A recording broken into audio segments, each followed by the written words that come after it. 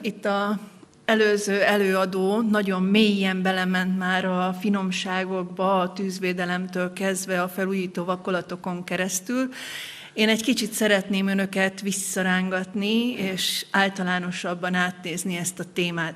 De mielőtt ebbe belekezdenék, azért azt is elmondanám, hogy én ma többféle sapkában állok itt önök előtt. Egyrészt valóban, mint egyetemi oktató, akinek a témája részben a homlokzatokhoz tartozó homlokzatburkolatok külső falszerkezetek, részben úgy is, mint az EAMS homlokzatos munkacsoportjának vezetője, és részben úgy is, mint a néhány hete megalakult, Magyar Építész Kamarán belül megalakult épületszerkezeti kollégium vezetője, és ezt az alkalmat szeretném megragadni arra, hogy aki érdeklődik, vagy éppen épületszerkezetekkel foglalkozik, azokat sok szeretettel hívjam, hogy csatlakozzanak hozzánk.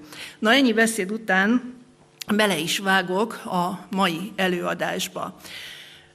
Ahogy megnézzük az épületeinket, ma már a legritkábban látunk olyan házházakat, vagyis nagyon gyakran nem házházakat látunk, hanem mindenféle más épületeket, aminek a homlokzata is kibedől, vagy egyáltalán nem is hasonlít épületre, hanem inkább valamilyen tárgy szeretne lenni, vagy szobor szeretne lenni, így rendkívül nehéz eldönteni azt, hogy mi is az épület homlokzata. Éppen ezért talán nagyon fontos azzal kezdeni, hogy meghatározzuk, hogy mit is tekintünk homlokzatnak, és ugye azt lehet mondani, hogy az épületek jellemzően kívülről látható, függőleges jellegű falszerkezete az, amit homlokzatnak tekintünk. De rögtön el kell gondolkodnunk egy picit tovább lépve, hogy vajon tényleg minden függőleges közeli falfelületünk homlokzat-e, avagy sem. Ugye itt az ábrán két oldalt látnak kétféle ábrát, a baloldali ábra az kifeledől, a homlokzat, a jobboldali ábra pedig az épület feledől, tehát hegyes szöget zár be. Mi a hatalmas különbség a kettő között?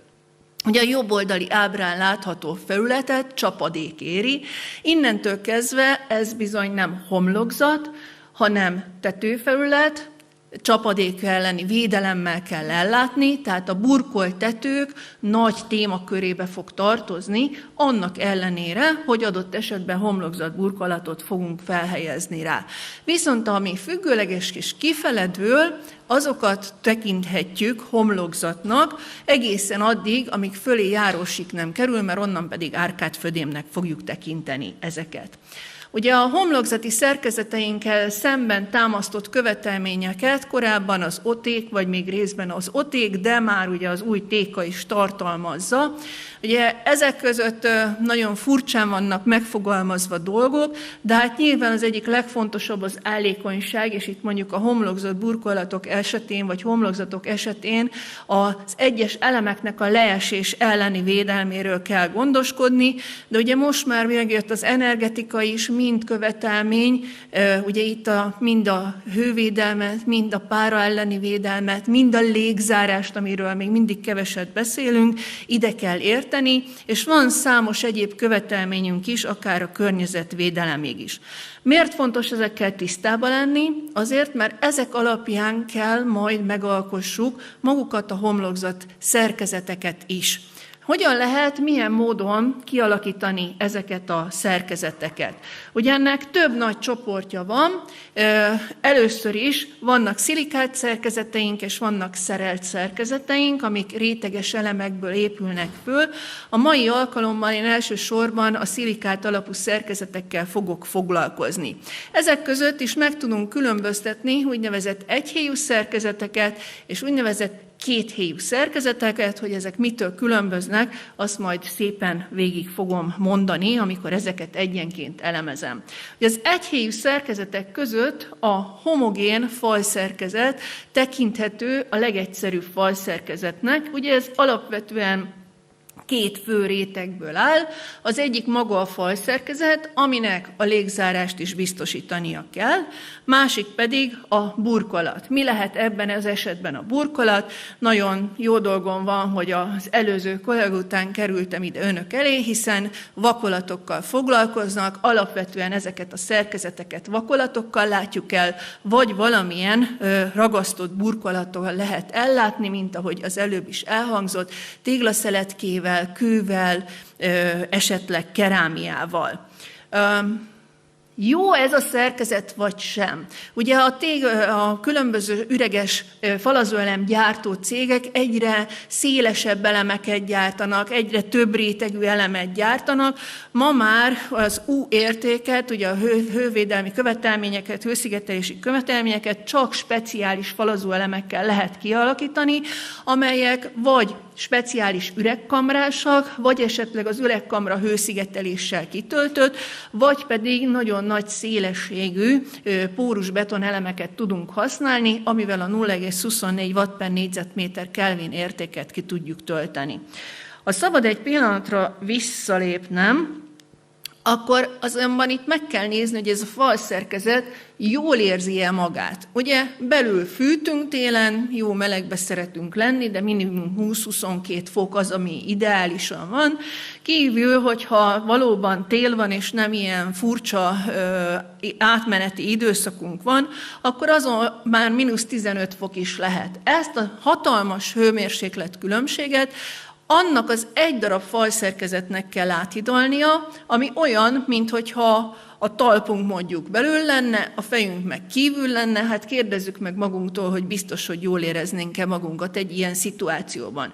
Ugye ehhez jön még a különböző hőmozgásokból adódó terhelés, a különböző hőmérsékletkülönbségek napi szinten, éves szinten, ciklikus váltakozása, és mindezt egyetlen egy burkolati rétegnek és magának a falszerkezetnek kell elviselnie. Ráadásul, ugye, hogyha láttuk ezeket a falazó elemeket, akkor azt is tudhatjuk, hogy ezek viszonylag könnyű elemek, annak érdekében, hogy minél jobb hőszigetelő képességűek legyenek, tehát így a tömegük is nagyon kicsi, így nem lesz jó a hangszigetelő képességük, nem lesz jó a hőmérséklet kiegyenlítő képességük, a hőtárolásuk, illetve ugye korlátozott maga a teherbírásuk is.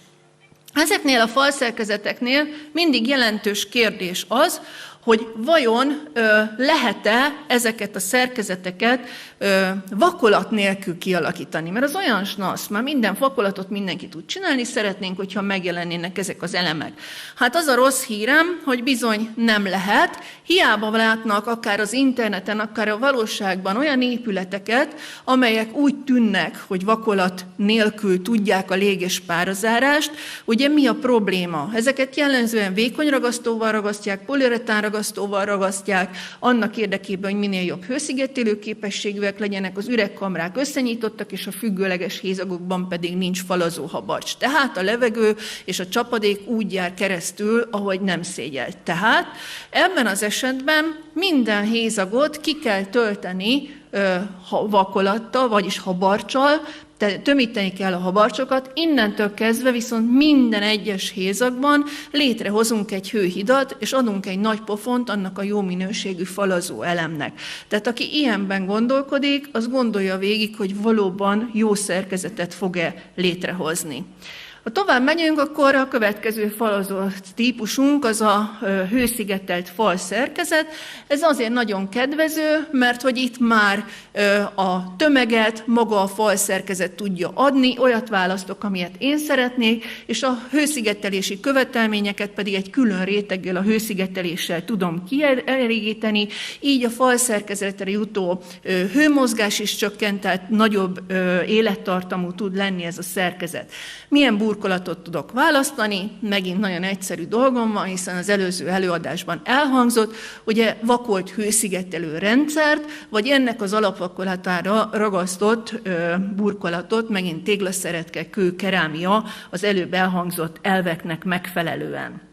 A következő nagy csoportunk a maghőszigetelt falszerkezet, még mindig az egyhelyű szerkezetek között tallózva. Ugye itt jellemzően nagy tömegű teherhordó szerkezet és egy viszonylag nagy tömegű burkoló elem készül. Hagyományosan ugye ez volt a hőszigetelt vasbeton szendvicspanel, de ma a vasbeton szerkezeteink, amiben középre XPS habot készítünk, azok is ugyanilyen szerkezetek. De hát ma már nem csak vasbetonból készítünk maghőszigetelt szerkezetet, hanem készítünk akár nehéz homlokzat burkolattal is. Ennek az a feltétele, hogy maga a falszerkezet is viszonylag nagy tömegű szerkezet legyen.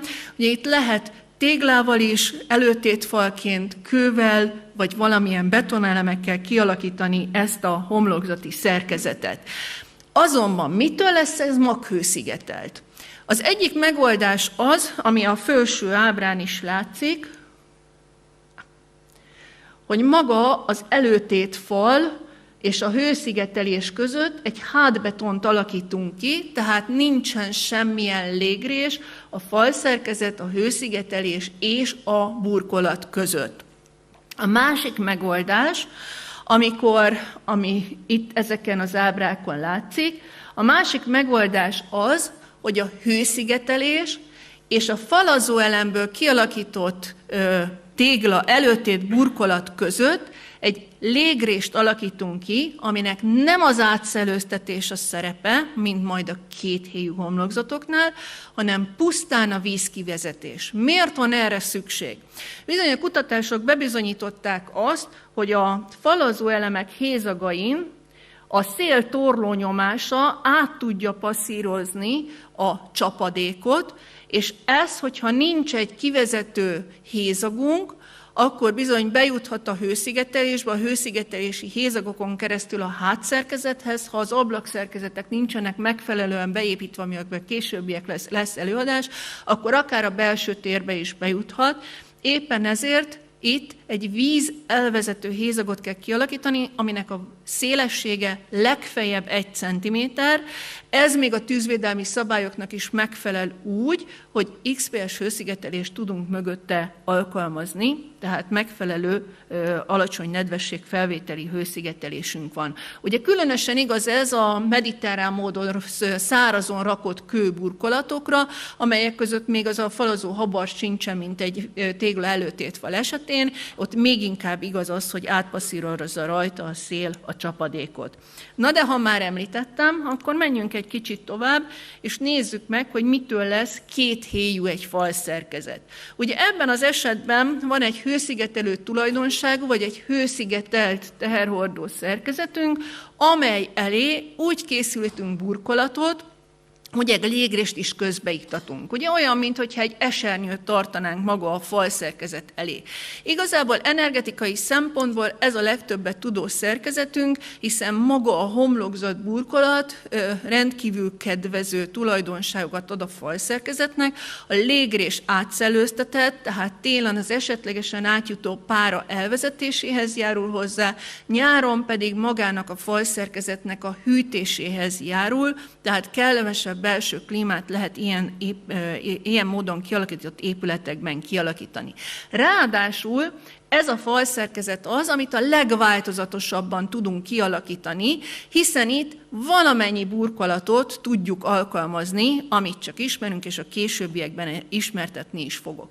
Mi a hátránya ennek a szerkezetnek? Tűzvédelmi okok miatt kizárólag ásványgyapott hőszigetelés alkalmazható, és nagyon fontos a légrésnek a mérete, a kialakítása. Ez körülbelül 4 cm és 10 cm közötti ideális, ebben a legkedvezőbb a levegő áramlása, nyilván 10 cm feletti légréseket is létre lehet hozni, bizonyos esetekben, ahogy a későbbiekben látni fogjuk, de abban már megindulhat önmagában a keringés, és a nyári hűtés nem fog olyan jó mértékben érvényesülni. Nyilván akkor mozog a levegő egy légrésben, hogyha beszellőzényíláson van és kiszellőzényíláson van megfelelő keresztmetszettel.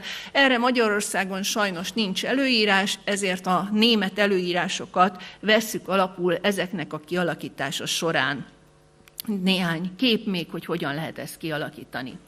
Azt mondtam, hogy nagyon kedvező energetikailag, Viszont másik oldalról bonyolultságot is okoz, akár már az energetikai méretezés során is, hiszen hogyha van egy homlokzat burkolatunk, azok ugye nem szoktak úgy levitálni az épület előtt, hanem valamilyen tartószerkezetet kell kialakítani, tehát lesznek mechanikai rögzítéseink a hőszigetelés rögzítésére, és lesznek rögzítések a homlokzat burkolat rögzítésére. Ahogy lehet látni, ez igen jelentősen befolyásolhatja magának a hőszigetelésnek a vastagságát.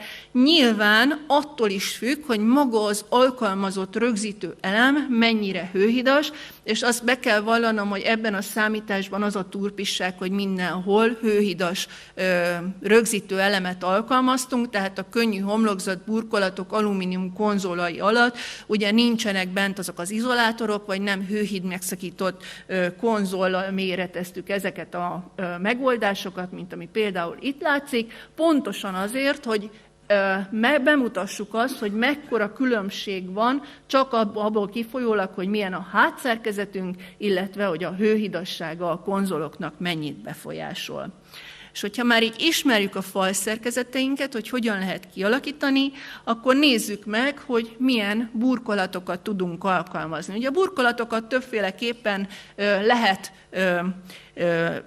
csoportosítani, vagy pedig vizsgálni. Talán nézzük legelőször a megjelenés alapján, hogy itt lehetnek homogén burkolataink, és lehetnek elemes burkolataink, az épületnek teljesen más megjelenést fog adni, egyik is és másik is. Aztán lehet, amit leggyakrabban szoktunk megtenni, az elemek súlya alapján csoportosítani ezeket a homlokzat burkolatokat, és ahogy látják, itt alapvetően két nagy csoportot különböztetünk meg, az úgynevezett könnyű homlokzatburkolatokat és a nehéz homlokzatburkolatokat. Körülbelül a 30 kg per négyzetméter az, ahol a határ van.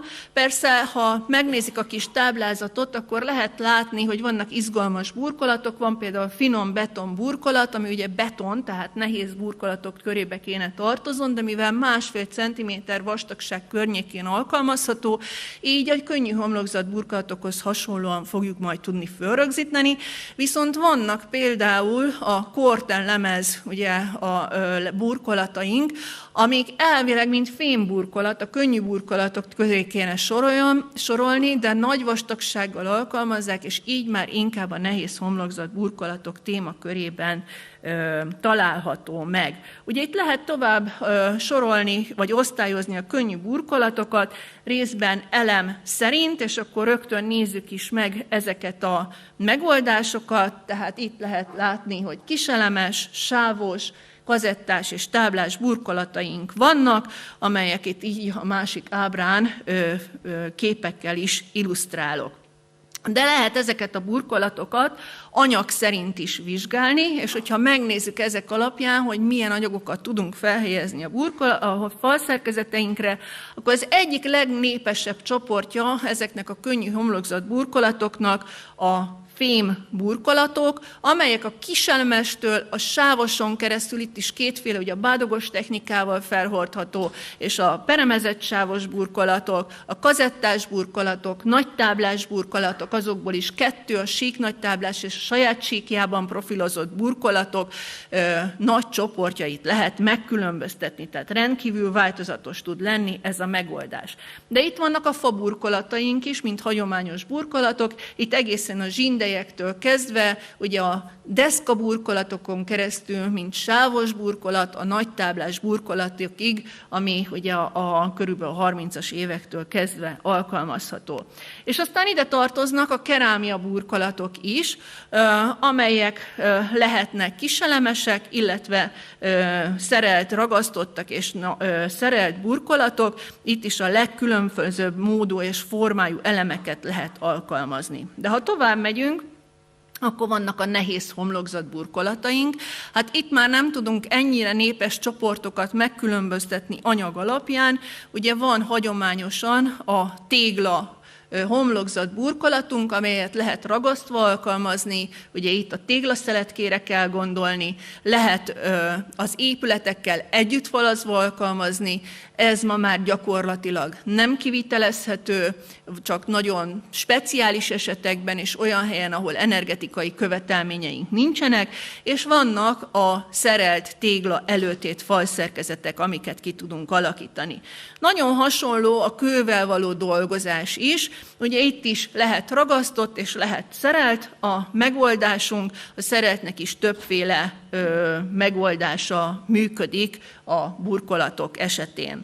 És nagyon hasonló egy betonburkolatnak az alkalmazása is. Itt egy picit többféle változatunk van, ahogy említettem, itt vannak a finom betonburkolatok, amelyek viszonylag újszerű burkolatok, és a könnyű homlokzatokhoz hasonlóan ugyanolyan bordavázra lehet szerelni őket, lehet a kőburkolatoknak megfelelően rögzíteni.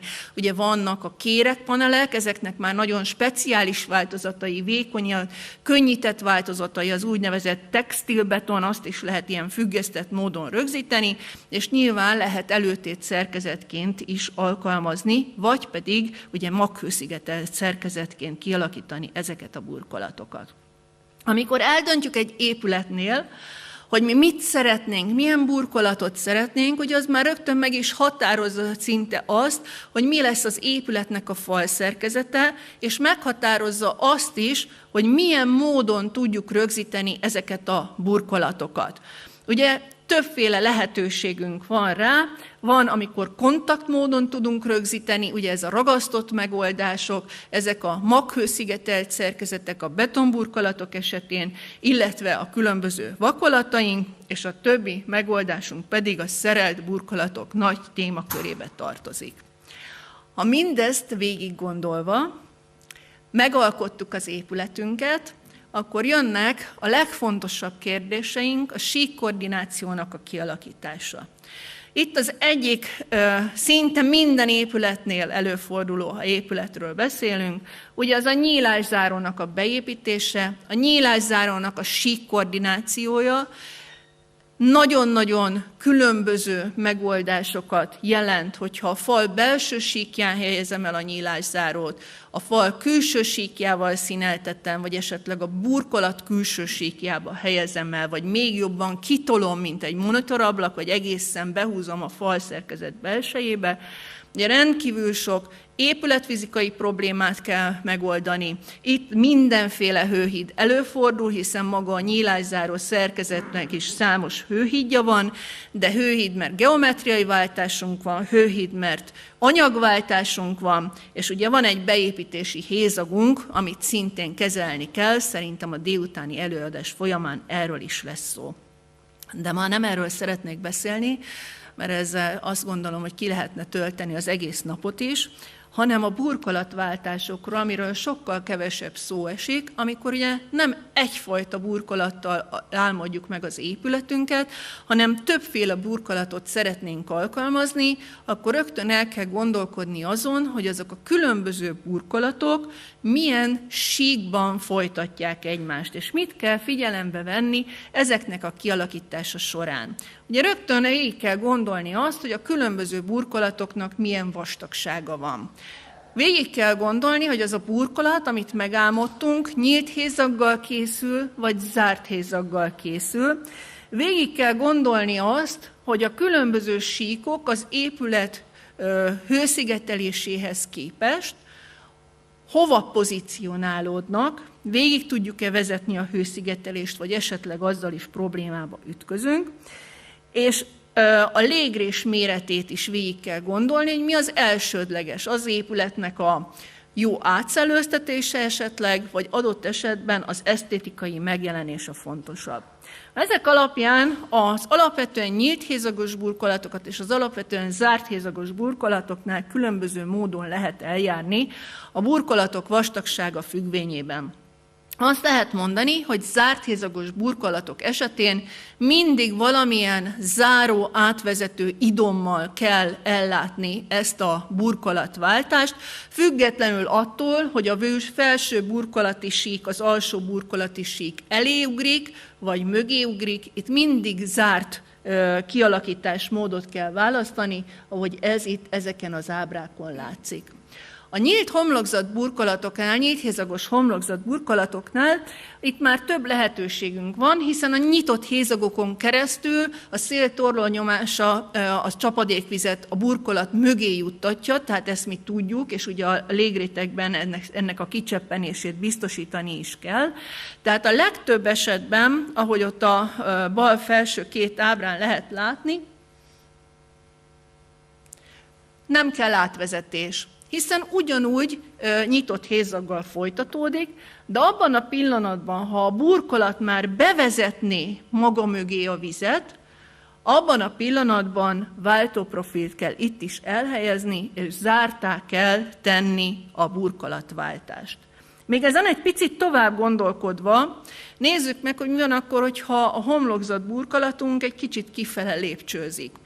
Ugye az előző előadásban elhangzott, hogy a lábazatnál mennyire fontos, hogyha visszahúzott lábazat van, hogy azt a cseppentőt elhelyezzük, és ne koszolódjon el az alatta levő felület. Na, itt is rendkívül fontos az, hogy amikor ezek az előre lépcsőzések megtörténnek, akkor tud-e cseppenni a homlokzaton a víz, vagy esetleg a vízszintes felületen visszatapadva végig fog folyni, és egy ilyen elkoszolódó felületet fog létrehozni a homlokzatunkon, ami egy igen csúnya, vagy csúnyán öregedő épületet hozhat létre. Azon kívül, hogyha a nedvességre adott esetben érzékeny a burkolatunk, akkor károsodás is létre tud jönni. Tehát ez egy nagyon fontos szempont.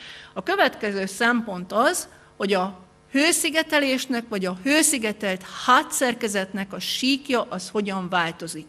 Ugye rendkívül kedvező, hogyha van egy egyenes hőszigetelt szerkezetünk, vagy hőszigetelő képességű szerkezetünk, és ahhoz képest lépked előre a homlokzatunk, ugye nyilván itt változó légrétegvastagsággal kell számolni, és változó méretű rögzítő elemekkel kell számolni. Más a helyzet, hogyha a homlokzati ugrásokat a belső szerkezet leköveti valamilyen módon, akár a hőszigetelés vastagsággal, akár a szerkezet ugrásaival, és az legutolsó eset az rendkívül kellemetlen, hogyha nem gondoljuk végig előre azt, hogy ezek a visszalépcsőzések vagy előreugrások mit jelentenek, és a lépcsőzésünk beleharap tulajdonképpen a hőszigetelésünkbe. Elvileg lehetőségünk lenne jobb hőszigetelést alkalmazni, de ugye azt mondtam, hogy átszellőztetett homlokzat burkolatok esetén csak ásványgyapot alkalmazható, az pedig nem lesz jobb hőszigetelő képességű egyik a másiknál, tehát itt újra kell gondolni a történetet. Hoztam néhány példát is önöknek, hogy meg tudjam mutatni, hogy hogyan is néz ki egy-egy ilyen kialakításmód. Ugye ezen az ábrán egy olyan épületet lehet látni, ahol egy ragasztott téglaszeletke fölött egy sávos fémlemez burkolat jelenik meg, a felette lévő burkolat előreugrik, tehát itt minden további nélkül lehet felület folytonosítani a burkolatokat, nyilván a vízárnak a takarásával. Na nézzük meg a másik esetet. Mi a helyzet akkor, hogyha nem előre lépked ez a burkolat, hanem elkezd visszafelé lépkedni, és ilyen kis párkányok alakulnak ki. Ugye egyértelmű, hogy sokkal kedvezőtlenebb a helyzet, nézzük meg a belvárosban az összes régi lábazatot, hiszen arról a vízszintes felületről vissza tud szívódni magába a burkolatba a nedvesség, visszaverődik a csapóeső, az is beleszívódik a burkolatba, a vízszintes felület pedig előbb-utóbb egészen biztos, nem tudom, mennyire lehet látni, hogy valamilyen módon károsodni fog. Tehát vagy fagyáskárok lesznek rajta, vagy egyéb károk jönnek létre. Tehát minden ilyen esetben ezeket a kiugró kis párkány elemeket takarással, védelemmel kell ellátni, ez lehet valami fémlemeztakarás, lehet valamilyen bevonatszigetelés, de valamit tennünk kell, és lehetőség szerint ne vízszintes felületeket hozzunk létre. A másik kérdés a hőszigetelés vonalvezetésének a kérdése. Itt is az az egyszerű, hogyha a hőszigetelő képességű falszerkezet, vagy maga a hőszigetelés egyenesen megy végig, és előtte a légréteg vastagsága változik, és a rögzítő elemek vastagsága változik, Ha viszont leköveti ezt az ugrálást a belső falszerkezetünk és a hőszigetelésünk, akkor ugye megint csak problémába ütközünk, hiszen a homlokzataink legfeljebb vízzáró kialakításúak, ha zárt hézagosak. Ha nyílt hézagosak, akkor egyértelműen átmegy rajta a csapadék. Tehát innentől kezdve mini tetőfelületeink jönnek létre, amelynek a csapadékvíz védelméről gondoskodni kell. Tehát lehetőség szerint ezeket a kialakításokat vagy kerülni kell, vagy valóban lapos tetőkhöz hasonló kialakításmódot kell készíteni, és akkor ugye innentől kezdve izgalmassá válik, hogy meddig megy az a csapadékvíz elleni védelem, hogy vezettem el azt a csapadékvíz elleni védelmet, tehát ezért is mondtam, hogy sokkal kedvezőbb az első megoldás. Ugye megint az utolsó megoldás az, amikor nem gondolkodok előre, és elcsökken a hőszigetelésem, nyilván itt vissza kell fordulni, és előről kell kezdeni a síkkoordinációkat. Erre is hoztam példát, ugyanarról az épületről, csak egy másik kialakításmód esetén, szintén egy sávos fémlemez homlokzat burkolat alatt található egy ragasztott téglaszeletke homlokzat burkolat, ahol egy átvezető elemmel lehetett ezt a síkváltást elkészíteni. És ugyanezen épületen volt egy nagyon izgalmas szituáció is, amikor is egy gépészeti térre, egy padlástérben elhelyezett gépészeti térre készítettek egy rácsot, ami jóval meghaladta magát a gépészeti akna, vagyis csatorna csatlakozását. Gyakorlatilag homlokzat burkolattá vált ez a nagy félkör alakú rács, úgyhogy hol gépészeti csatorna csatlakozás volt mögötte, hol pedig homlokzat volt mögötte, és ezt kellett úgy megoldani, hogy nyilván beázás ne történjen. Itt is láthatják, hogy gyakorlatilag ez egy nyílt hézagos homlokzat burkolattá vált ez a zsalúzia, ami mögött megfelelő burkolatot kellett kialakítani, és a kettő váltását pedig megfelelő átvezető elemmel lehetett megoldani. Ha nem csak vízszintesen, nem csak függőlegesen nézzük ezeket a váltásokat, hanem egy kicsit vízszintenesen is elemezzük, nyilván sokkal egyszerűbb, nagyon sok újdonságot nem lehet mondani. Célszerű itt is a hőszigetelés, vagy a hőszigetelt falszerkezet síkját teljesen visszahúzni, és változó légréteg vastagságot készíteni, és el kell kerülni a hőszigetelések változó vastagságú kialakítását. Ennek ellenére azt gondolom, hogy a visszaugratások azok viszonylag gyakran előfordulnak, hiszen nem egyszer találkozunk olyan épülettel, hogy az építész úgy álmodja meg, hogy a vakolat síkjába kerüljön például fa burkolat, és melyik burkolatot szeretjük leginkább? Nyilván a függőleges burkolatot, amit vízszintes lécvázra kell rögzíteni.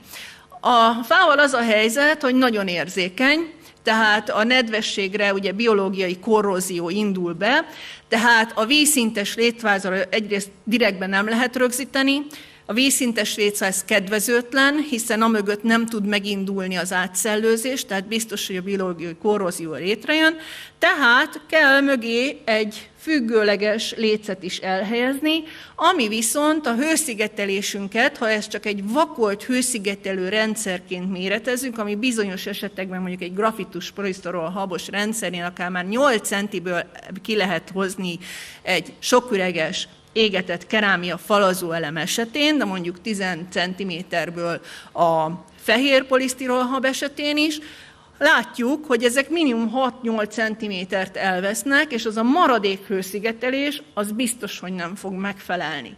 Tehát itt is előre kell gondolkodni, vagy bizonyos esetekben jobb hőszigetelő képességű anyagot kell beépíteni, azt a tűzvédelem is megengedi. Tehát nagyon fontos, hogy mi síkba szeretnénk látni valamit, akkor ezt már az engedélyezési terv során végig kell gondolni.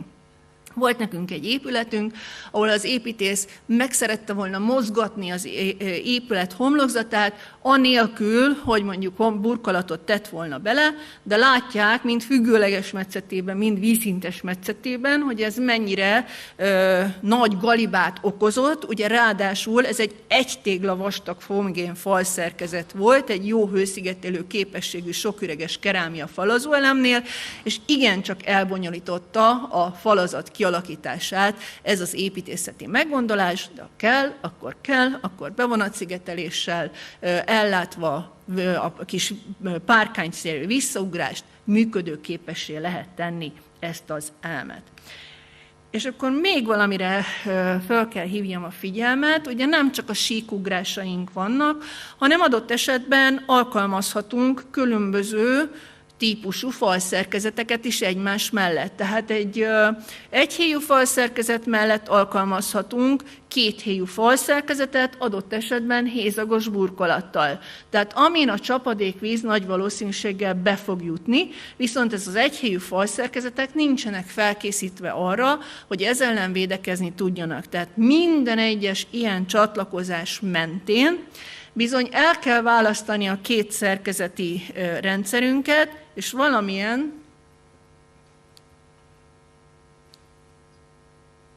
nem működik.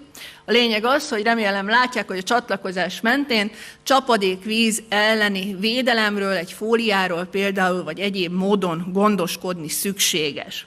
És ha itt megyünk tovább, akkor egy picit említettem ugye az áttört homlokzat burkolatokat ott a gépészeti rács mentén. Ugye ezek egyre divatosabbak, ma fölütünk egy építészeti újságot, biztos, hogy legalább egy épület van benne. Ugye itt kétféle kialakításmódunk van, vagy perforált elemeket alkalmazunk, vagy pedig hézagosan lakott burkolatot tudunk kialakítani. De hát ebből következik, hogy ez egészen biztos, hogy nyílt hézagos, és hogyha azt mondtam, hogy a hagyományos nyílthézagos burkolaton keresztül bejut a nedvesség, akkor bizony ezeknél az áttört homlokzatoknál akár 60% vagy afölötti is lehet a hézag rész, tehát egészen biztos, hogy már nem a homlokzat burkolat fogja biztosítani nekünk a csapadékvíz elleni védelmet. Hát akkor mit tudunk tenni? Ugye vagy ez mögött a hézagos homlokzat burkolat mögött valamilyen nyitott tér található, nyitott belső tér, ahol nem zavar minket adott esetben, hogyha bejut a csapadék, de bizonyos helyzetekben ennek elvezetéséről kell gondoskodni, a csúszásgátlásról kell gondoskodni, és arról, hogy fagy miatt ne jöjjön létre probléma. A következő, amikor hűtött-fűtött területek találhatók egy ilyen áttört homlokzat mögött, itt az egyik lehetőség az, hogy üvegezett szerkezetet teszek mögé, tehát például függönyfalat, ugye, ami önmagában tudja az összes követelményt, amit a falszerkezetekkel szemben támasztunk, vagy pedig valamilyen homlokzati kialakítást az legelején felsoroltak közül, tehát valamilyen önmagában csapadékzáró rendszerként alakítom ki, és előtte csak egy díszként jelenik meg gyakorlatilag ez a burkolat. A következő lehetőség az, amikor tömör felületek előtt van ez az áttört burkolat, hogy homlokzati fóliát alkalmazok. Vannak olyan speciális fóliák, amelyek már emelt UV-sugárzás elleni védelemmel rendelkeznek, sőt már tűzvédelemi besorolásuk is minimum B, de vannak olyanok, amik már az A2-t is tudják homlokzati fóliaként. Színezettek tudnak lenni, és ezzel rendkívül izgalmas felületeket lehet létrehozni. Hátránya az, hogy az áttörtség mértéke az meghatározott. Hát, hogyha ennél is nagyobb áttörtséget szeretnék, akkor nyilván rendelkezésünkre állnak a csapadékvíz elleni szigetelések, amik önmagukban tudják a csapadékzárást, és így lehet a legkülönbözőbb homlokzatainkat kialakítani. De ha azt mondtam, hogy a burkolat mögé tud jutni a víz, akkor nyilván ennek kivezetéséről is kell gondoskodni, különösen olyan esetekben, amikor egy áttört homlokzat burkolat, és mondjuk egy vakolt hőszigetelő rendszerrel ellátott falszerkezet, vagy egy maghőszigetelt falszerkezet következik alatta, tehát oda nem engedhetem be a vizet, de még egy kéthéjú homlokzat esetén sem lehet beengedni a vizet a homlokzat burkolat mögé, kizárólag abban az esetben, hogyha az a szerkezet is ugyanúgy van elkészítve, mint ahogy az áttört homlokzat burkolat mögötti rész, tehát önmagában tudja a csapadékvíz elleni védelmet. És itt a végére hoztam önöknek egy épületet, egy nagyon izgalmas épületet, amiben szinte minden megtalálható, amit itt az előbbiekben felsoroltam, és annak különlegessége az, hogy ezzel az épülettel fogja az utolsó előadó zárni ezt a mai alkalmat, így talán keretbe tudjuk helyezni önöknek ezt a konferencia napot. Ugye ez egy különleges épület, könyvek raktározására szolgál, az Országos Széchenyi Könyvtárnak az új archiválási központja került ebbe az épületbe, és Túri Attila volt az, aki megálmodta ennek az épületnek egy tömegét. Ugye, valljuk be őszintén, ez egy raktár, tehát lehetne egy nagyon egyszerű doboz is, de hát nyilván egy több száz éves különleges könyv ennél többet érdemel, és ezen a gondolaton indult el Túri Attila, és gyakorlatilag ezt az épületet úgy álmodta meg, mint egy régi könyv, amelynek a borítója, a bőrborítója tulajdonképpen a rézlemez, borítás, és maga a fehér sárguló lapok, azok pedig a homlokzati burkolatok finom betonnal, illetve kővel kialakítva. Hoztam önöknek néhány részletet, nézzük meg, hogy ebből a vasbeton dobozból hogyan alakult ki ez a homlokzat úgy, hogy nem szeretném elvenni az utolsó előadónak a kenyerét, tehát azokról a részekről nem fogok beszélni, amiről ő fog önöknek mesélni. Hát nagyon izgalmas volt, ugye egyrészt vannak különböző finombeton burkolati felületeink, a finombetonnak is volt egy ilyen hornyoltsága annak érdekében, hogy a könyvnek a lapjait imitálja és hozza vissza a számunkra. Ráadásul az egyik hosszhomlokzat, hogy ne legyen olyan unalmas, körülbelül 150 méter hosszan, szögben is törik, illetve előre is lépcsőzik, ugye ahogy említettem itt az előbb valamelyik megoldásnál. Hát ez a homlokzat is ilyen, szépen elkezdett először csak a burkolat lépcsőzni, majd az épület is lépcsőzött vele, amit lekövetett a finom beton burkolat rejtett rögzítéssel. Ez a burkolat azonban a lábazat részén egy kőburkolathoz csatlakozott, ami kőburkolat egy nagyon izgalmas kialakítást kapott, ilyen különböző mértékben állt ki és húzódott vissza ez a burkolat. Ez egy maghőszigetelt szerkezetként készült. Tudni kell erről az épületről, hogy elvárás volt, hogy legalább 100 éves élettartamnak feleljen meg a tervezés feltételei mellett, és mivel a belső klíma szabályozott, állandó légnedvességet és hőmérsékletet kell tartani, ezért nagyon szigorú követelményeknek kellett megfeleltetni. Így az alsó szinten egy maghőszigetelt falszerkezet készült, itt fönt látják a kialakítását, amin a falazott kő elemek tulajdonképpen adják magának a burkolatnak ezt az érdekes kibeugrását.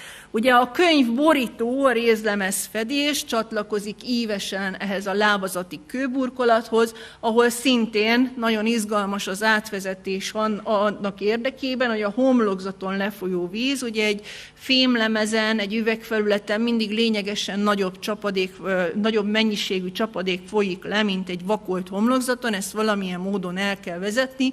Ráadásul úgy, hogy a homlokzat burkolatra ez a csapadék ne folyjon rá, hiszen tudjuk, hogy a réz az előbb-utóbb zöldesen elszínezi a kőanyagot, főleg egy fehér kőanyagot, tehát nagyon kellemetlen zöldszínű lefolyások tudnak létrejönni, és ennek érdekében előtte kell lecseppenteni ezt a homlokzat burkolatot.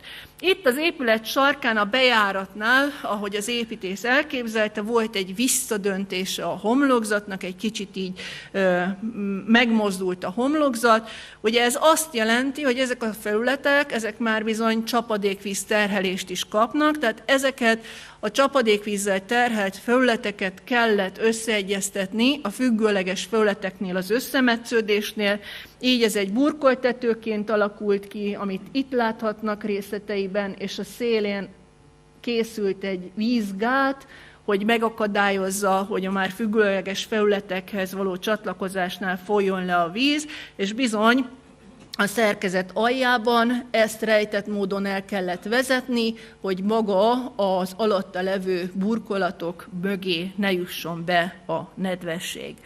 Ugye volt egy nagyon izgalmas a bejárati homlokzata, itt alapvetően függönyfalak vannak, viszont itt Túri Attila egy nagyon szép gesztust tett, hogy egy perforált árnyékolóval látta el, ez a perforált árnyékoló pedig a levél erzetét idézi, hiszen ugye a papír az alapvetően a fából készül, és akkor így kerülnek egymással összhangba ezek a szimbólumok, és akkor itt ugye visszajön az áttört homlokzat burkolatunk, hiszen a perforált kazettás homlokzat burkolat mögött maga a függönyfal biztosítja a vízzárást, illetve ahol biztosítja a vízzárást, és a vizet pedig, ami bejut mögé, azt ki kell vezetni, részben biztosítja ezt a körbefutó könyvgerinc, részben pedig a kőburkolatra való rátakarása és kivezetése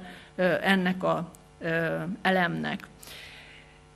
És én itt értem az előadásom végére. Ezzel szeretném megköszönni önöknek a figyelmüket.